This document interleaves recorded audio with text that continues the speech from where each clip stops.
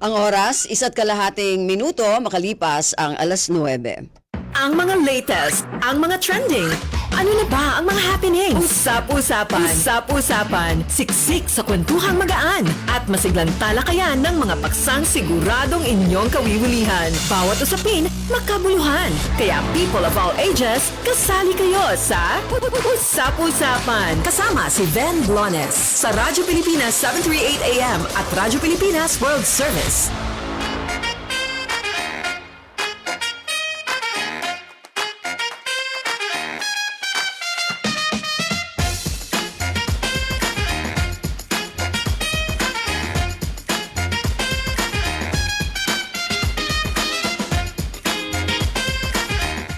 Magandang umaga po muli sa ating mga tagapakinig. Welcome po muli sa ating programang Usap-Usapan. Ngayon pong araw na ito ng Sabado, magkakasama-sama po tayo hanggang mamayang alas 10. Siyempre, napapakinggan po tayo sa ating himpilan sa Radyo Pilipinas 1, 738 kHz, sa inyong mga radyo sa AM band. At napapanood din po tayo sa kasalukuyan sa ating FB live streaming ng RP1. Napapakinggan din po tayo sa ating overseas radio, ang Radyo Pilipinas World Service. At napapanood din po tayo sa FB page ng Radyo Pilipinas World Service. Ako po si Ven Blones at samahan niyo po ako sa kabuuan ng ating programa ngayong araw na ito. Marami pa rin po tayong pag-uusapan. Unang-una na dyan, yung mga tanong ng ating mga overseas Filipino workers, no, yung OFWs natin, na gustong-gusto nang makapagparehistro para makaboto po sila sa darating na May elections, no? Kaya alamin po natin yung ilan sa mga hakbangin kaugnay po nitong pagpaparehistro ng mga kababayan natin na nasa ibang bansa. At mamaya po sa second half naman ng ating programa, pag-uusapan natin yung paano natin makokontrol, no, yung intake ng ating sugar sa ating katawan. Kasi po ang dami na ngayong mga obese at lalong-lalo na yung mga kabataan natin. So, antabayanan po ninyo yan sa kabuuan ng ating programa. At napapanood din po pala rin tayo sa Free TV, no? Ito ay joint cooperation sa pagitan ng PTV at RP1 at mapapanood tayo sa TV Plus, Channel 3 at For the Box Channel 45 hanggang 49. So, ready na ba? Oh, okay. So, ready na yung ating unang guest sa ating programa ngayong araw na ito. Pag-uusapan natin, katulad na ating binanggit kanina, yung ating overseas voting registration para sa midterm polls natin sa 2025. Ayun. So, via Zoom, makakasama natin ang Undersecretary for Civilian Security and Consular Affairs, si Undersecretary Jesus Domingo. Sir, magandang umaga po. Magandang umaga po, Ms. Ven. Yes, sir. Undersecretary. Nako, 200, parang, alam nyo, binilang-bilang ko pa sa daliri ko yung 245 days na lang to go, no? Bago matapos yung deadline o bago yung deadline natin. So, Yusek, unang-una, syempre dun sa mga nakikinig sa atin, ano ba itong overseas voting na ito? Okay, Ms. Ven at ating mga tagapakinig, magandang umaga po. Assalamualaikum warahmatullahi wabarakatuh. Ni hao and all our dear our diaspora kababayan overseas. So basically, ano po itong overseas voting at sino-sino ang pwedeng bumoto at unang-una dapat registrado kayo or kailangan kayo magpa-rehistro. But anyway, ang overseas voting ay isang proseso ay kung saan ang mga kwalipikadong mamayan ng Pilipinas ay nasa ibang bansa ay maaring pumoto. So basically, lahat ng mga Pilipino na edad na 18 taong, 18 years old at pataas, sa araw ng election ay maaaring magpa-rehistro as overseas voter. Okay, so Yusek, ayan, yun po yung overseas voting, ano? Pero yung isa nga sa mga itinatanong, paano ba paano po isasagawa ito? At saka, yun na nga sabi nyo kanina, ang pwede magparehistro dito, yung mga may binanggit kayong qualifications, ano? At syempre, Pilipino. Yusek, paano yung mga may dual citizenship? Okay. Or siguro magsimula muna tayo po kung okay, yung general requirements pag Okay, sige po. overseas. Mm-mm. Okay, unang-una po kung katulad dito sa Pinas, kung registered na kayo, hindi mo Okay. kailangan mag-register. Okay. At to make it clear, so, sino magiging overseas voter as compared to voter dito sa Pinas? So first, basically, sa araw ng election period, dapat nasa ibang bansa kayo. So that Okay. means nasa ibang bansa kayo from April 13, 2025 until May 12, Okay. 2025. Mhm. So if you have the basic requirements, yun. So paano yung sistema? So basically, you should know kung saan kayo sa daigdig. Kung nasang bahagi election. kayo ng mundo. Oo. Oh, so we have so dapat malaman niyo kung anong pinakamalapit na embassy or consulado, and we have nearly 100 posts around the world. Okay. So dapat i-check niyo yung website, but basically um kung kailangan niyo mag-register, kung registered na kayo, hindi na kailangan. So you should check kung double check doon kayo sa certified list of voters. Check sa COMELEC website or sa website ng inyong konsulado embahada. So dati ako yung ambassador sa Wellington. So kung kayo nasa New Zealand or yung mga sakop ng New Zealand including Fiji, Samoa, Tonga, and Cook Islands, or kung nasa US kayo, sa Northern California, Central California, sa San Fo, sa Southern California, sa LA, or yung nga, nasa UK kayo, sa Philippine Embassy London, yon. Okay. Kung hindi kayo registered, hindi na kailangan mag-register. But if you need to register, or new registrants, ito.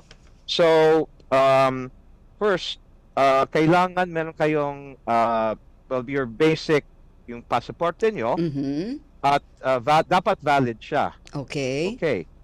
Now, or kung seaman kayo, yung passport at seafarer's ID book. So kung Okay. seafarer kayo, dapat malaman nyo kanong pinakamalapit na embassy or consulate. Mhm. Now, dito papasok yung tanong sa dual citizenship. Okay. So unang-una pa, we have to remember, sa ibang bansa, pwede ka maging citizen din at the same time citizen ng Pilipinas.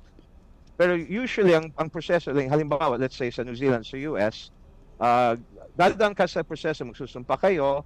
Well, never Yeah. mind kung paano maging dual citizen, Okay. like kasal or however, okay. Once you swear an oath sa ibang bansa, automatically nawawala ang Philippine citizenship niyo. Mhm. Importante tandaan yun. But, madaling makuha uli. So, but may proseso yun. So, you have to check for the details. Again, same thing, nearest Philippine consulate or Philippine embassy, doon nakalista paano mag-register for tawag namin, registration of reacquisition ng Philippine citizen to get it back. So technically, yung hindi nagsasabi, that's illegal. So let's say you vote or you still use your passport. So invalid yung dating passport nyo once you nagsumpa kayo as citizen of another country, but you can get it back. So may proseso yun. So, boom. So, pag duman ka sa process of reacquisition of citizenship, there's oath taking, make sure you request na, well, you get a new Philippine passport. Kung for whatever reason, ayaw mo kumuha ng bagong passport, merong order of approval o yung certificate ng papatunayan na naibalik na yung Philippine citizenship niyo. But best get a new Philippine passport. Okay, yun. And then, okay, so yun. So yun ang tanong tungkol sa dual citizenship. Okay. Remember, once you swear your oath, you lose it, but you Okay. can get it back. Okay. Ngayon, Okay.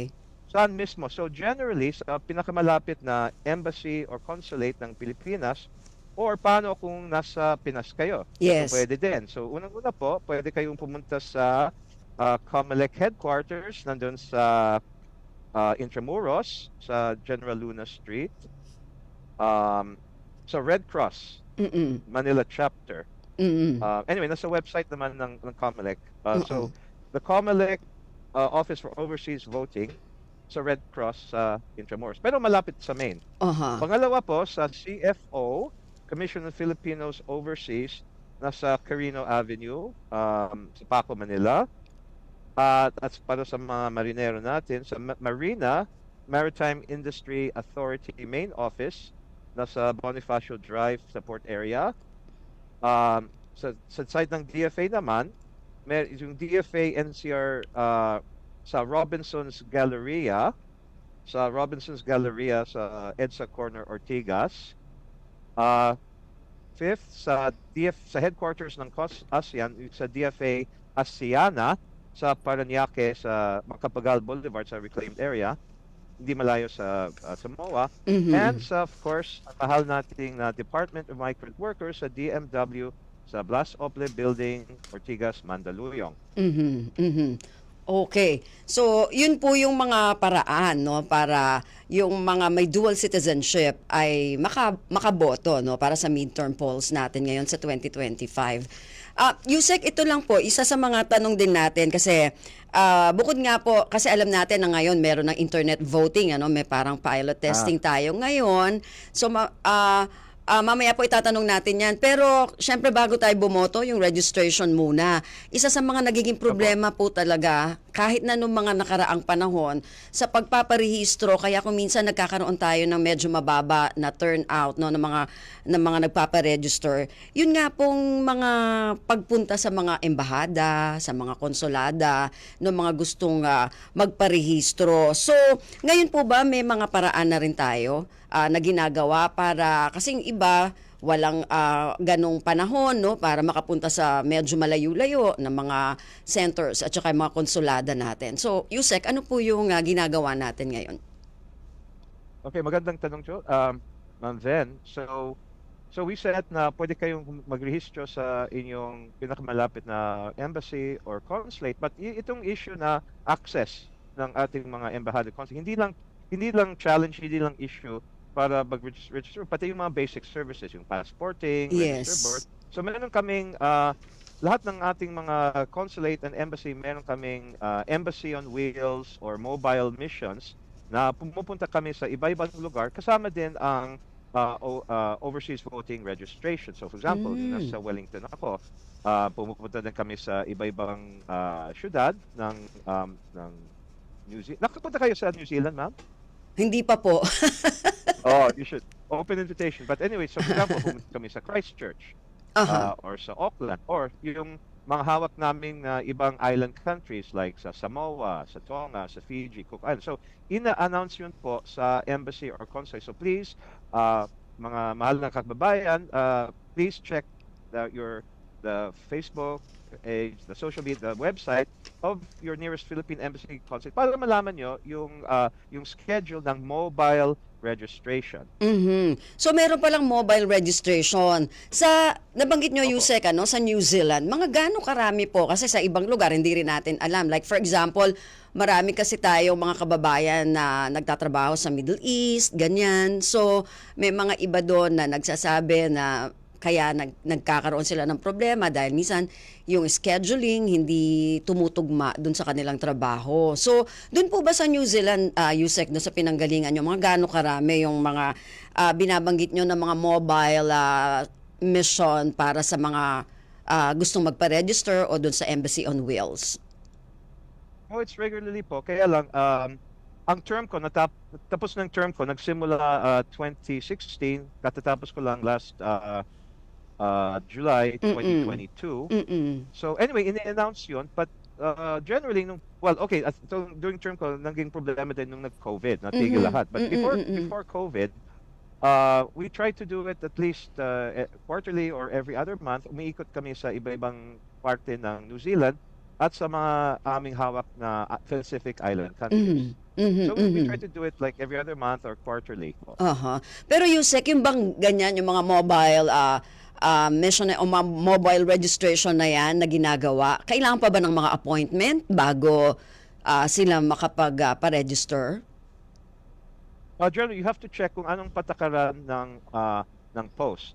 So generally, we prefer yung appointment kasi para usually dagsakan yon para fair sa lahat. But depending on the situation, and of course, mga senior citizens, mga PWD, mga pregnant, we allow for some walk-in, but it will depend po sa poste. Aha, okay. So depende pa rin po sa post. O kasi medyo yan po yung talaga nagiging problema natin ever since no na nagkaroon tayo ng overseas voting. Naku, ilang taon na ba yung mga 20 years ago, pero ito pa rin yung tinatanong ng mga OFWs natin o yung mga kababayan natin na nasa ibang bansa, medyo nahihirapan sila. Kaya nga nung nalaman nila na meron ng ganito na parang internet voting, parang naging okay yung dating sa kanila. So, ngayon sir, meron ba tayong figures kung gaano karami na yung mga nakapagparehistro simula nung December 9 hanggang ngayon? Tapos nakikita ba natin, may target ba tayo? Nakikita ba natin na mas tataas ito ngayon? Okay, magandang tanong niyo po. So our target is 800,000 voters. Mhm.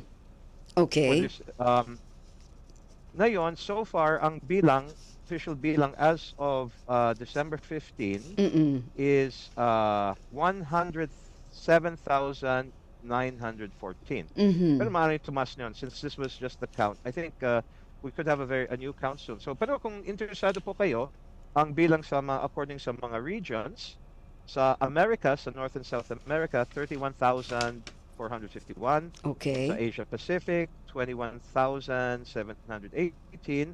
Sa Europe, 16,523. Sa Middle East and Africa, 26,601. And yung other registrations dito sa Pinas, 11,621. Mhm. Mhm. So for Ayun. total again of 107,914 Okay. So so ito. far. Mhm. Ayun. Sir, Pero alam mo yung mga Pinoy, puro tayong last minute. So yan I'm na nga. sure we just urge ang mga kababayan, don't wait for the last minute para maiwasan yung mga pila, para hindi kayo madismaya. Do it now, please. Mhm. Yun na nga po, no, Yusek. Naku, yung iba talagang a day before yung deadline, tsaka sila magmamadali. Oo. So medyo mahirap talaga yon. Yusek, nabanggit I have to natin. also give a warning. Sige If po. I may, kasi yung mga nakarang elections sa daming na last minute, nag-petition kung pwedeng i-extend yung registration deadline. Mhm. The problem is, nung ginawa namin yon, may tinatawag na ripple effect. Yes. Meaning that, kasi I have to talagang mga bagong, hindi lang ang mga OFW, pati mga taga-Comelec, ang mga bagong bayani natin, they are so overworked. Pati, and even, dito sa election, yung mga deputized na teacher, hindi biro. Pati sa registration process. So the problem is, so daming ginagawa. And remember, it's not just overseas voting, it's also local elections. Yes. I mean, yung elections na sa Pinas, every day you delay, ripple effect, na-delay yung ibang process. So that's why, ang naging consequence is, na-delay yung pagdala ng mga balota. Mhm. Mhm. So, that was also a complaint. Bakit medyo, in some cases, late yung pagdating ng ballots? Because remember, ang proseso before, as of now, is you have to get a ballot, physical ballot. Pero Yes. pwede, depende sa bansa, depende sa poste, pwede nyo email, or yung pumunta kayo mismo sa embassy or consulate. Okay. But our plan is to have internet voting. So mawawala na itong problema, yung access. Mhm. But just siguro ang basically ang conditions para magkaroon ng internet voting. Well, first of all, Comelec is finalizing sino itong technical provider, mga equipment and all that. At and the thing is though, dapat reliable yung internet sa bansa at pwede. Kasi in some countries, it's a political activity, etc. Medyo mahigpit. But generally, most countries, pwede. Aha. So sir, yung internet voting na ito para sa overseas voting na sinasabi natin, may mga countries na magkakaroon ng internet voting pero may mga bansa din na pareho pa rin ng dati yung paraan ng pagboto. Well, ngayon, hindi pa 100% finalized. So in fact, may mga ongoing meetings kami with Comelec kasi first of all, kailangan pa i-decide kung sino magiging technical partner ng Comelec. So tinatrabaho pa ito at we are serving sa mga posts namin, sa mga ambassadors, sa mga congen, we are asking them, pwede ba? So we are still getting, most have responded na. Mhm. We're just awaiting yung sagot ng iba. Mhm. So yeah, well, I don't want to mention yung possible countries na hindi, but in time, pag ayos na, syempre there will be announcements ahead. And yung nga, kung hindi pwedeng internet, same to the old system, either mailing or in-person voting sa embassy or consulate. Aha. Kasi ito, sir, di ba pilot pa lang to, no? So, paano natin kaya masisiguro na pag-usapan na po ba ninyo sa kasama yung mga COMELEC people po kung paano natin masisiguro na yung ating boto ay sagrado, kumbaga safe? Okay. Well, first of all, well, I don't remember now, but some countries, katulad ng, well, of course, Estonia, which is the leader in e-governance, nagagawa. It is possible.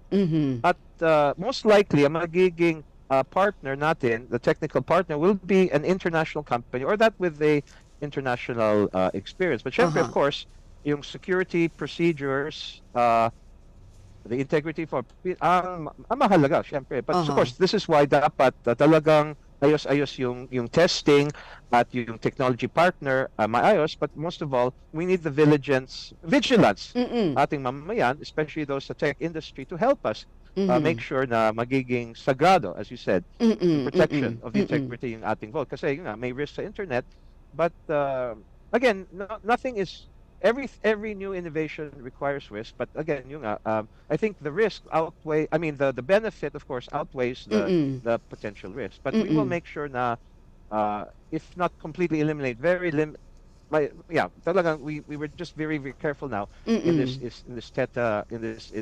selection and testing phase. Yes, oo, kasi kailangan naman po talaga maging safe, no, yung ating isasagawang pagboto na ito, at syempre magdedepende rin dito, Yusek, kaya kung halimbawa yung sa pilot testing na ito, kung magpapatuloy o hindi yung internet voting. Yun po. Oo. We're still, well, first nga, nagpa-finalize pa kami kung sino magiging technology provider namin. At yeah, there will be may walang proseso po ng testing. Yusek, kanina binanggit nyo yung mga kwalifikasyon ng mga sino pwedeng bumoto. Siguro naman, sino naman kaya yung mga disqualified o yung may mga disqualifications, no, na hindi pwede talaga bumoto?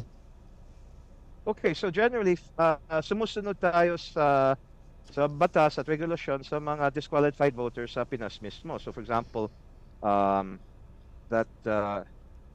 so number one is those who have committed a offense and are convicted in a final judgment na may kasamang sentensya of 1 year or more. Ganon. So basically, 1 year or more na sentensyado. And then yung na-declare na insane by a Philippine authority or yung certified by our embassies and consulates, in turns certified by the competent local authority. Now, something of course which is more unique sa atin, well, okay, so labas is those who have lost Philippine citizenship.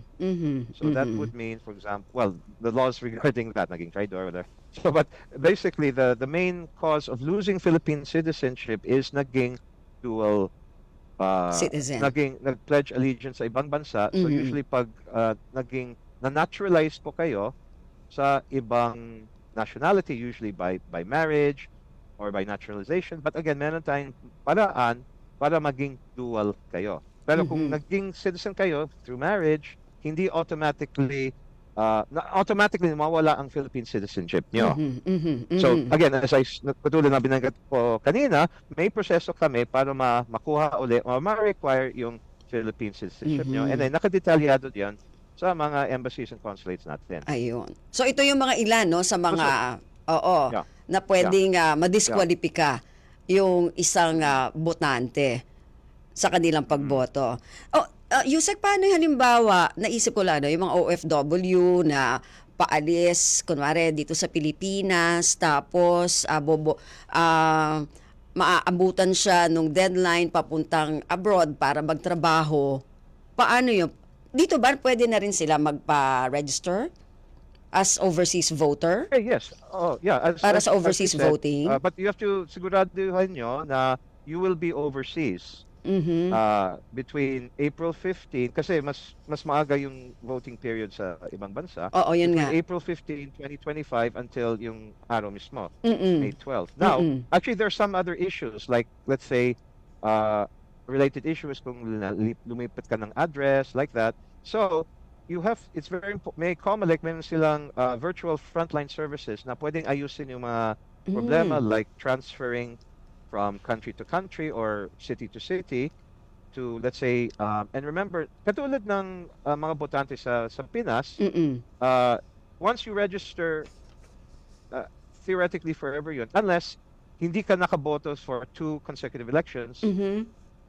you have to register again. Pero you have to look at again yung national listing of voters or so abroad, yung certified list, kung nandun kayo Mm. to register. Now, and minsan, of course, human error, baka wala ang pangalan mo Yun sa nga. sa registry of voters, and Mhm. yung change of address, at kung may mali sa pangalan mo, um, again, if you're overseas, every Philippine embassy and consulate merong section na sa website, overseas voting. Mhm. So kung na-encounter nyo itong mga problema, merong form, OFV Form 1, na galing sa COMELEC, i-fill out nyo yon, tapos i-email nyo po sa COMELEC, itong email address nakasulat sa websites, but anyway, I'll give it again, ov.concerns@comelec.gov.ph. But again, maganda yung information sa yung mga tanong-tanong nasa COMELEC website at yung mga individual na websites ng mga each Philippine embassy and consulate. Mhm. So, Mhm. but again, as I said, kung hindi pa kayo uh, magiging overseas Filipino in time, but you're going to be sigurado kayo nasa ibang bansa kayo April till May 2025. Mhm. We have yung mga registration centers sa bansa. Again, Mm. Mm. the COMELEC Red Cross office sa Intramuros, the Commission Filipino Overseas sa Paco, the Mm. Marina main office sa Port Area, DFA sa Robinson's Galleria, DFA Consular Main sa Asiana, and DMW sa Ople Building sa Mandaluyong. Mm.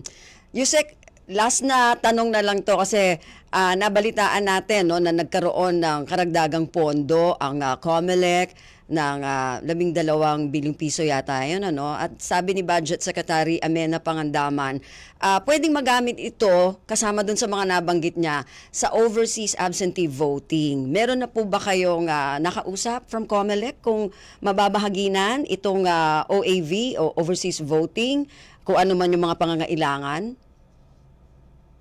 Oh yeah, well, first of all po, we don't use the term anymore absentee. Okay. OV lang, hindi na Okay. OAV. Okay. So, Overseas to show voting na lang. talagang we're the same voters, just sa ibang lugar. Mhm. Oh yeah. Well, itong mga admin, nako, yeah, mahaba yung mga requirements, but please be assured that with Commissioner George Garcia and his team and our overseas voting team, I'm the chairman, but really the hard workers is my vice chairman, si Bob Quintin. Hello, Bob, and his team. Yes, we are working very closely, and we appreciate the clarification from Sec Amina. May flexibility sa paggamit ng resources and the budget. So it's really one country team effort, Bagong Pilipinas, and also we very appreciate RPI. And then, so using this as a way para ma-inform ating mamayan anong latest po. And siguro, we can have updates from time to time po. If we can, para Okay. mapaliwanag natin ang status ating overseas voting, pati lahat ng serbisyo ng Department of Foreign Affairs. Ayun. Passports and registration birth, etc. po. So, Mhm. maraming salamat po. Okay. So, sige po, Yusek, imbitahin na natin yung mga voters natin, lalo na yung mga nandun sa ibang bansa na Opo. magparehistro na. Opo, but remember po, bawal ang campaigning for particular parties or candidates, but we are campaigning to register and kasi isang malungkot po is yung ibang nag-register hindi necessarily bumoboto for various reasons. That's why may lunas tayo internet voting, but it's also through media, through RPI, through the press secretary, we are always updating our kababayan to gentle reminder po, wag tayong masyadong last minute. Mhm. Oo nga naman. Oo, para mas ano no, mas mabilis no yung pagpaparehistro natin. So, Yusek Jesus Domingo, maraming salamat po sa oras nyo. Alam ko, Sabado ngayon na dapat medyo nagpapahinga kayo. 24/7, di ba? Walang pahinga. Oo.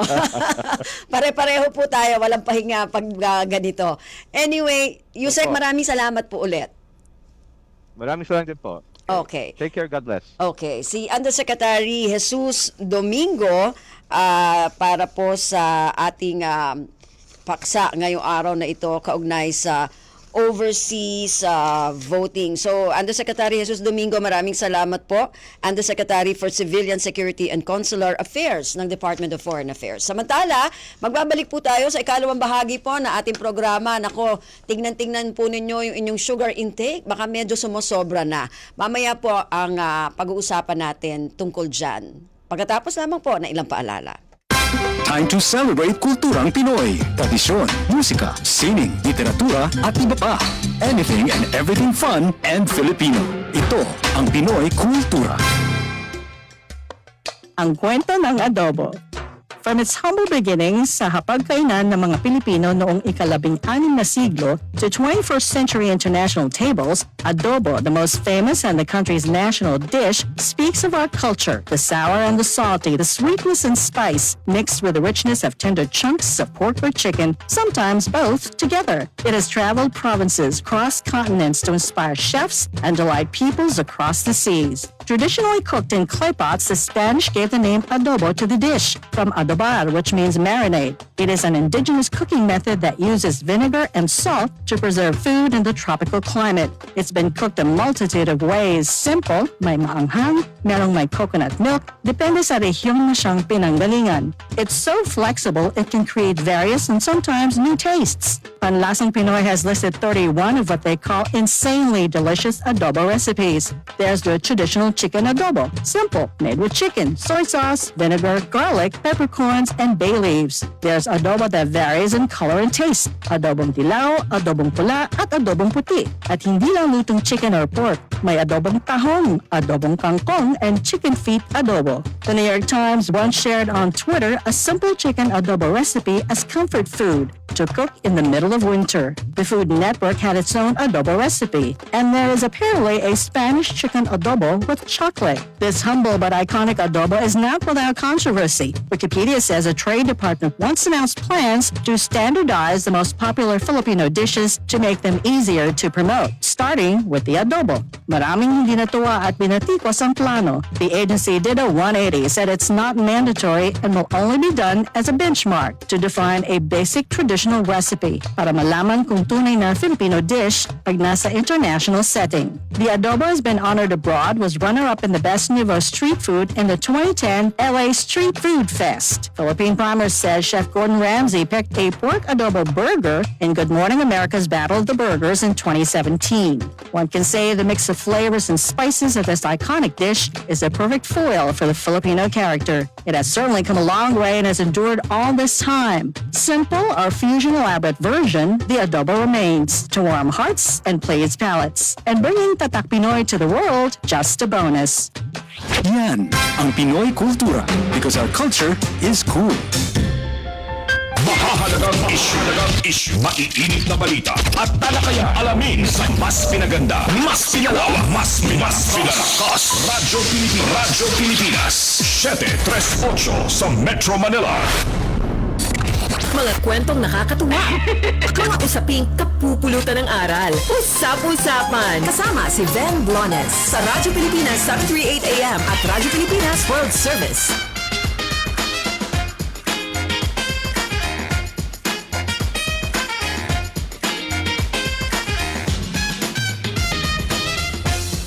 Okay. Nasa ikalawang bahagi na po tayo ng ating programa, Usap-Usapan, ngayon pong araw na ito ng Sabado. Katulad ng binanggit natin kanina, pag-uusapan po natin kung paano natin malalaman na meron na tayong sakit dahil sa sugar o paano natin makokontrol yung ating sugar intake. At kasi sa Senado, merong Senate bill na No Added Sugar on Baby Foods Act o yung SB number 2581. Ayan, sa ibang bansa meron na rin pong ganito at sabi nila mukhang nagiging okay naman no doon sa kalusugan ng mga bata. Oo, lalo na yung mga bata pero maski na yung mga natin senior. Ayan, ready na sa via Zoom ang ating makakapanayam. Internal General Medicine Practitioner, Executive Director, Alliance for the Improvement of Health Outcomes o AIHO, si Dr. Via Roderos Galban. Doktora, magandang umaga po.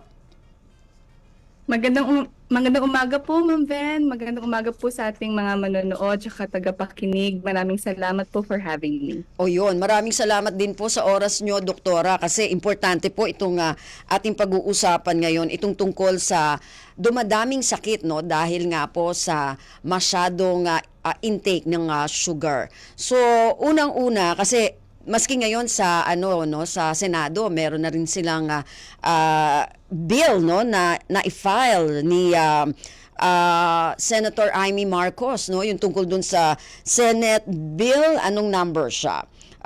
2581 o yung No Added Sugar on Baby Foods Act. Mamaya po pag-uusapan natin yan. Pero unang-una muna tanong natin, Doktora, ano ba usually ang nagiging epekto ng mga ng uncontrolled sugar intake sa atin, sa ating katawan, Doktora? Magandang unang katanungan yun, no, Ma'am Ven, kasi coming back from the holidays, medyo naparami tayo ng ng pagkain, masarap kasing kumain every holidays, especially kapag Pasko, but one of the things na binabantayan natin, especially kapag naparami yung sugar intake natin, is the risk of the additional weight gain, which can actually lead to obesity. Ang obesity, or yung excess weight gain sa ating katawan ay isang risk factor. Hindi siya sakit in and of itself, but it can be a risk factor for other non-communicable diseases, katulad ng heart diseases. Mas likely po tayo or mas malapit po tayo sa mga sakit sa puso kapag tayo ay medyo mataas yung weight natin and considered obese. Another would be kapag masyadong uncontrolled yung sugar natin, we might run the risk of being diagnosed or having type 2 diabetes, or yung diabetes na dulot ng lifestyle. Okay. Iba po ito sa isang type ng diabetes, yung type 1 diabetes. Yung type 2 diabetes ay because of insulin insensitivity, hindi na kayang tumunaw ng katawan natin ng sugar. So, kapag hindi na kaya ng katawan natin ang magtunaw or mag-process ng sugar, it can actually lead to a lot of complications. Hindi lamang diabetes. It can also lead to pagkasira ng ating mga vessels, kaya tayo nagkakaroon ng diabetic retinopathy. Kaya yung mga sa diabetes patient natin, binabantayan natin yung mata nila. Kasi yung mga maliliit na vessels, pwede yung maapektuhan ng excess sugar sa katawan natin. Another would be sakit sa kidney. Sakit sa atay, or your non-alcoholic fatty liver disease, na kapag hindi natin na-control, pwedeng mauwi to more complicated cases such as your liver cirrhosis, etc. So, hindi lamang dugo or hindi lamang excess sugar yung problema, pwedeng magkasanga-sanga yan from the heart to your liver to your kidneys, even to your eyes. So ano ba, Doktora, sa tingin mo, ano ba yung advisable o recommended talaga na sugar intake natin kada araw? May kaibahan ba yan, for example, sa mga bata, ganitong age, o sa mga nakakatanda na yung mga gramo ng sugar na inilalagay natin sa ating katawan?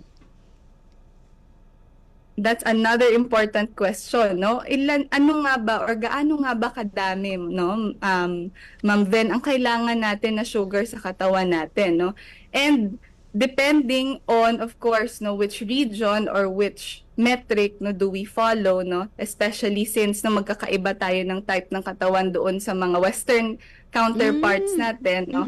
Ang sinusunod natin is kalimitan yung sineset ng World Health Organization, no.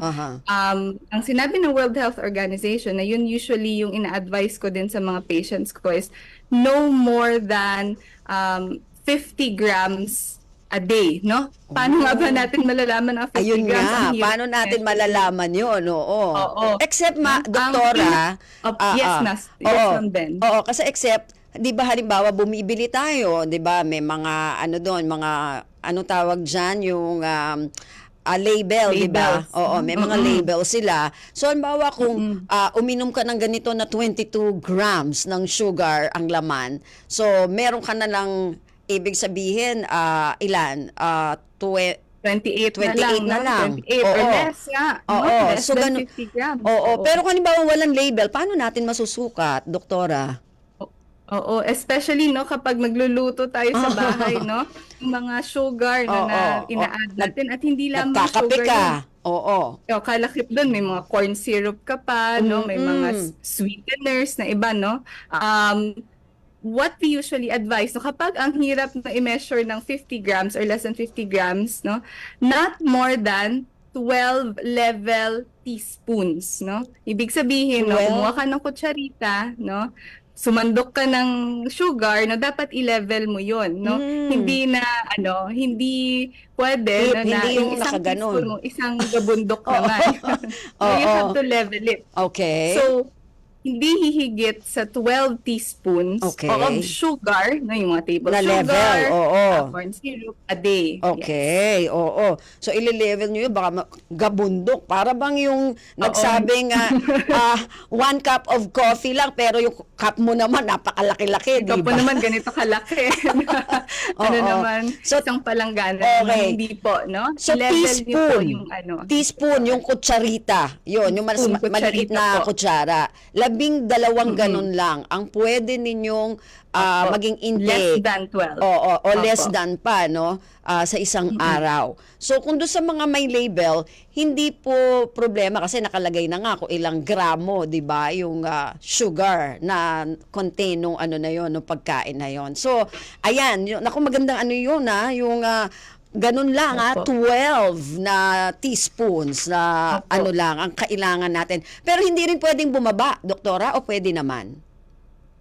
Yung Actually, intake. ma'am, no, hindi rin pwedeng malimit or hindi rin pwedeng totally ma-remove natin yung sugar sa katawan Oo, natin kasi oo. nga sugar is a source of carbohydrates, no? At yung carbohydrates gives us energy, no? Kaya nga during breakfast, no, mas marami yung or mas it's advisable no, na medyo marami yung carbohydrates natin or carbohydrate intake natin per day, no?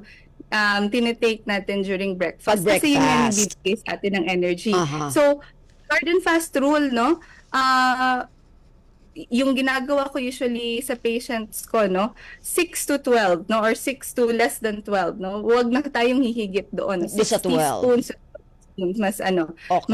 mas madali, no? So, usually for comparison, no, ang isang can ng soft drinks, no, that's 8 teaspoons na kaagad, no? So, Ooh. kung 8 teaspoons na, no, meron ka lang 3 na lang, no, na that is allotted for the day, no. That's why, no, for us to make sure na balanced yung tinetake natin, kinakain, iniinom natin every day, no. So we usually limit yung mga ganong pagkain. Sa mga bata naman, no, natanong niyo po, Ma'am Ven, no, sa mga bata, we usually limit it to less than 6, no, kasi yung katawan nila, ayaw natin, no, na mga mas ma-expose yung bata, no, to very sweet types of food or or dishes, no, at an early age kasi ang dami na ngayong mga bata, no, na obese at Yes. saka nagkakaroon ng diabetes, no. Ayaw po natin. Dumadami na yung mga overweight at obese ngayon ng mga bata. Kaya marami na rin yung nagkakaroon ng complication. Doktora, ito, isisingit lang natin. Sabi po nung ating engineer dito, si Engineer Rolly, sa mga diabetic daw po ba parehas ang sintomas pag mababa at mataas ang sugar?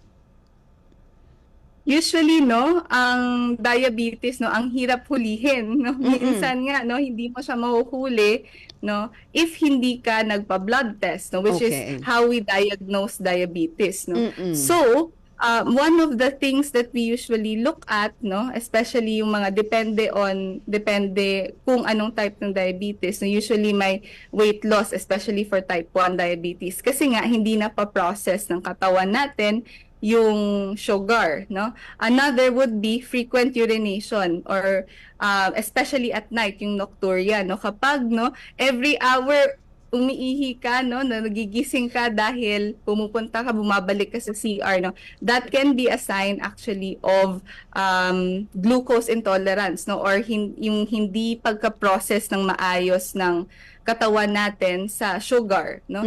So that can be one. Another would be pagkauhaw, no. But usually, no, ang ina-advise talaga natin, no, especially as young as even nga 30 years old, no, I would advise them to still do their routine checkups, magpa-lab test. No, usually, ang nire-request po natin is yung fasting blood sugar, no, and saka yung HbA1c. No? So, doon po natin malalaman if pwede na po bang maklasify yung sugar levels natin as diabetes or pre-diabetes. No? May pagkakaiba po kasi yun. Okay. At iba rin yung treatment kapag pre-diabetes ka or diabetic ka na. Oo. So, kailan ba natin masasabi na pre-diabetes ang isang tao at diabetic na talaga? Yeah. Usually, no, may ano yan, may range yan, no. Kapag 125 grams per deciliter na yung nasa ano mo, no, usually we classify that as diabetes na, no. Kung hihigit ka doon. So, kung 126 ka na, no. Mag-a-advise na kami for treatment ng diabetes. But if it's 100 to 125, no, we could consider that as pre-diabetic, no. Pag ganyan, no, medyo mag-ingat na tayo, no, with what we eat, what we drink, no. Okay. Pwede pa naman po siyang bumalik sa normal levels, which is less than 100, no. But, no, kailangan natin baguhin yung mga kinakain natin, kailangan natin baguhin yung lifestyle. Opo, para bumalik siya sa normal levels. Ayun. Speaking of lifestyle, doktora, ano ba yung mga pwede natin gawin para talagang maging normal yung sugar natin? Importante po dyan yung pagsunod doon sa range, no, na binigay natin kanina, no, the 6 teaspoons to 12 teaspoons. Okay. But that's just table sugar, honey, mga free sugars na tinatawag po natin, no, mga corn syrup na dinadagdag natin para lumasa yung, no, yung, or magbigay ng lasa doon sa pagkain natin, no. Bukod pa po doon, no, yung natural sugars, no, that comes with eating rice, carbohydrates, sugar din po kasi yun, no? Yung rice hindi matamis, pero source din po yan ng sugar, carbohydrates, no? Fruits also, no, has their own natural sugar, no? So, ang sinabi ko po doon kaninang rule, that's usually applicable to added sugar, no, na dinadagdag natin para lumasa yung pagkain natin. So yun, binanggit mo yung doktora, yung sugars. Kasi may naririnig tayo, merong total sugars, added sugars, ano ba yun? Alright, no? Important question, no? Kasi minsan kailangan talaga nating maging mabusisi doon sa mga labels. No? Yung added sugar, no, yun yung pinakamadaling intindihin siya, yung mga dinadagdag na sugar, no, sa pagkain, no, para lumasa. No? So yun yung mga table sugar, brown sugar, caster sugar, may mga ano ba, mga fancy sugar names like sucrose syrup, corn syrup, no, yun.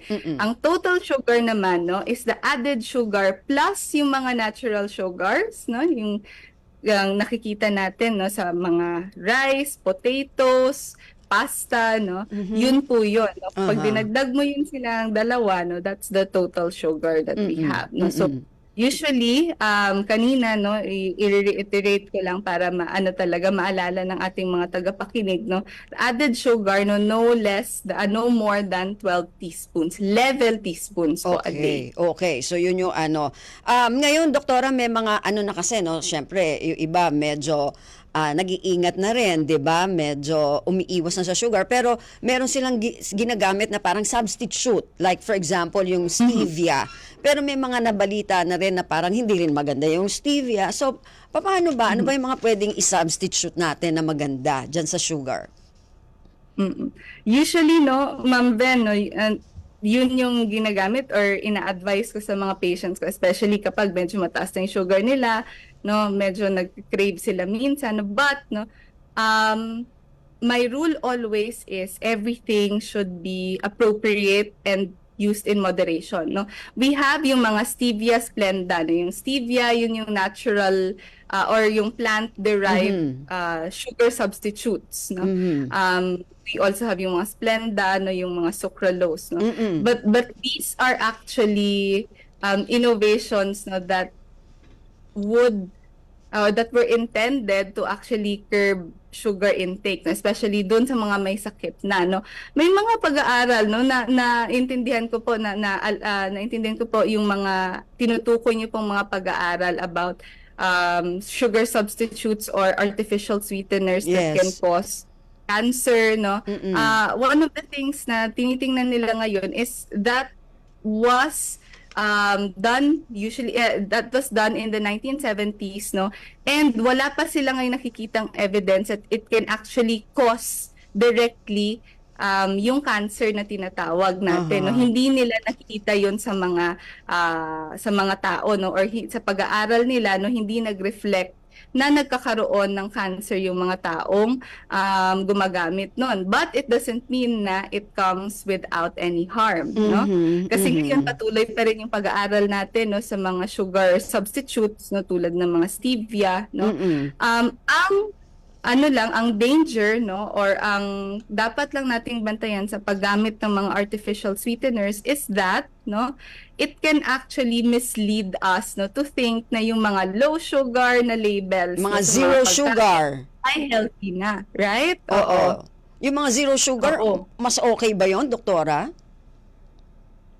For example, no, kapag kunyari may snacks, no, or may isang junk food or soft drink na nilagyan natin or may label na no sugar added or zero calorie, no, automatic, no, pwede na natin siyang i-substitute for water. Hindi po pwede yon, no. Wala pong mas magandang substitute sa water, no. Water is needed by our body, no. Ayan. Kaya it can mislead actually people to misread labels, no, or to do akala nila healthy habits pero hindi pala, and it can actually, no, sensitize or desensitize us to the sensation of sweetness, no. Mas hahanapin ng katawan natin kasi pag napansin niyo po, no, I'm not sure po ma'am if nakagamit na po kayo ng stevia, pag ina-add natin siya sa ating drinks, no, or sa ating pagkain, mas matamis siya, no, than the regular sugar, no, the natural occurring sugar, no. So it can train our body, no, to be used to that type of sweetness, no. And makahanap-hanapin natin, mauwi tayo, no, so mas marami tayong idadagdag na sugar kasi mas nasanay tayo na mas matamis yung iniinom natin or kinakain natin. So use it sparingly, no, wag po nating araw-arawin siya, no, hindi po substitute ang mga no sugar beverage sa tubig, no. Yan. We still need to be able to have our hydration from para water. ma-hydrate. Oo, ito naman yung question na, kasi may mga sinasabi sila, like for example, yung cocoa sugar daw, mababa ang glycemic index. Maganda ba yung mga ganito? Magandang question yan, no? Usually, ang ginagawa nila ay mas mababa yung glycemic index nito, no? Ang ibig sabihin lang po ng glycemic index, no, is that our body is mas napoprocess niya, no? Mas madali niyang natutunaw. Ayun. But, no, it's all the same. Sugar pa rin po yan. We still follow po yung rule natin or yung recommended daily intake natin. Cocoa sugar man yan, muscovado sugar, brown sugar, corn syrup, no, they're all the same. No? It's important for us to still stick to the recommended intake. Last question, Doktora, bago yung ating news. Doktora, ito lang kasi yung Senate bill nga ni Senator Amy Marcos, yung tungkol dun sa no added sugar on baby Foods Act at saka yung mga increased taxation sa yung mga beverages natin na mga sugar sweetened, ano? Okay ba sa inyo yon? Sa tingin nyo makakatulong yon para mabawasan yung sugar intake? Magandang tanong yun, ma'am, no? Actually, ano pa lang ako, student pa lang ako, pinag-aaralan na namin yung epekto niya, no? Sa marami pong pag-aaral, no, it actually shows decreased consumption, no? May mga batas na po na napasa ibang bansa, no, na-mention niyo po kanina, such as Mexico, no? They've already done that. Actually, in the first year, no, na ipasa nila yung batas na yon, no, 5% yung nawalan talaga or nabawas, no, sa consumption ng mga ano nila, ng mga consumers doon sa mga sugar sweetened beverage, no? And the following year 9%, no?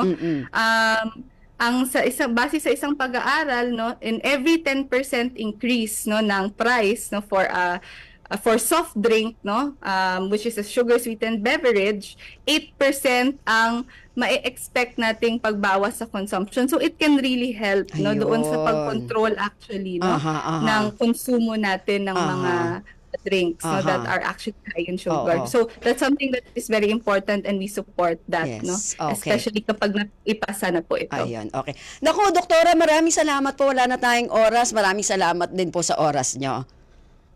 Maraming salamat, Ma'am Ven. Maraming Okay. salamat Sa po. susunod po, sa ulitin.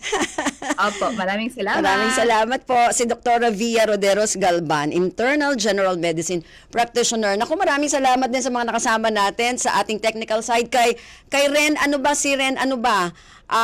Sige, kay Ren at saka kay Rolly. Tapos kay sa production, kay Bea Gaza de Guzman at kay Erwin Peñano. So maraming salamat po hanggang sa susunod. Ako po si Ven Blores. Maganda umaga. Ang tabayanan ng mga balita sa pamamagitan ni AJ Ignacio. We know you're always on the go.